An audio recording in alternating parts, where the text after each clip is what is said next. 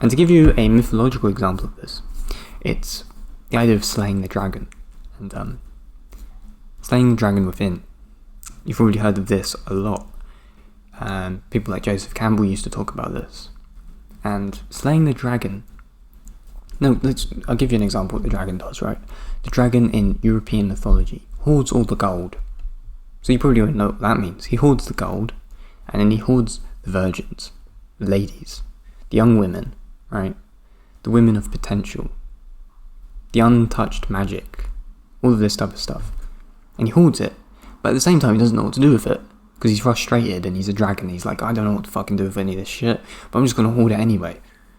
And if you've seen things like Lord of the Rings or something, the dragon hoards the gold, or the mythology of St. George slaying the dragon is he's slaying the dragon to rescue the civilization and the city.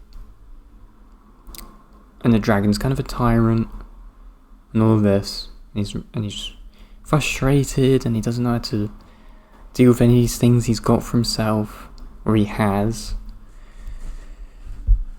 But the idea is that the dragon is you and your ego. And you being frustrated with the things that you have within, but not being able to realize that potential. And that's what the dragon is. In Europe, is represented in European mythology, is the hoarder of potential. He hoards all the gold.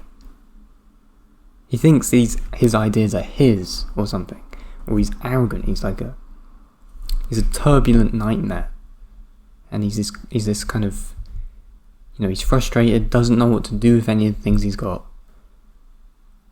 But the dragon has to be killed. It has to be slayed. You have to slay the dragon. And it's a process of slaying the dragon within yourself. Slaying the ego. That's what the dragon represents. It represents the ego. Because the dragon's always, thinking about himself, but he's got all of this potential within him. If he had the humility to accept it, he would then realize it in his living life, and it would be released into the world.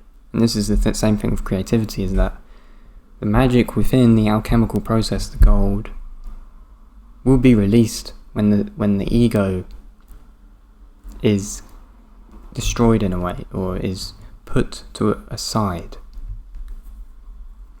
If the ego is put aside, because by putting it aside, you then also get rid of those, projections of, what does this person think of me?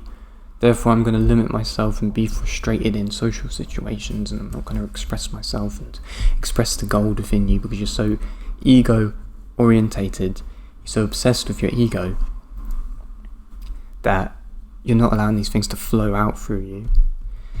So the dragon is kind of like a complex, a psychological complex. And that's what Joseph Campbell says massively with regards to the symbolism of the dragon. Obviously, the symbolism of the dragon in China or in Asia is different.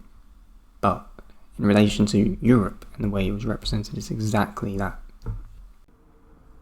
So that there was a very small clip from a very extensively detailed video lecture I have done that is going to be up on Myroam Society very soon on increasing creative output.